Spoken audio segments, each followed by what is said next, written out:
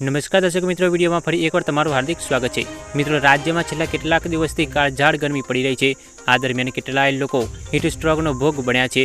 મોટાભાગના લોકો ઘરની બહાર નીકળવાની ટાળી રહ્યા છે। ત્યારે અંબાલાલ પટેલે આગામી 27 થી 30 તારીખ દરમિયાન સૌરાષ્ટ્ર અને ગુજરાતના કેટલાક ભાગોમાં વરસાદની આગાહી કરી છે। અંબાલાલ પટેલે કહ્યું છે કે પશ્ચિમ બંગાળ, બિહાર અને ઉત્તર પૂર્વ ભારતના ભાગોમાં વાવાઝોડાને લીધે ભારે નુકસાન થશે। આ સાથે જ મુશળધાર વરસાદ થવાની શક્યતા પણ રહી છે। આ ઉપરાંત 120 કિમીથી વધુ ઝડપે પવન ફૂંકાશે। ઉલ્લેખનીય છે કે ઉત્તર ભારતમાં હજુ ગરમીની અસર રહેશે। ઉત્તર ગુજરાતના ભાગોમાં પણ ગરમીની અસર રહેશે।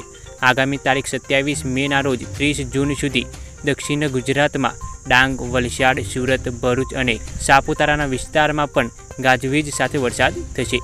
વધુમાં અંબાલાલ પટેલે જણાવ્યું કે રોહિણી નક્ષત્રમાં સૌરાષ્ટ્રના અનેક ભાગોમાં વરસાદ થવાની શક્યતા રહી છે।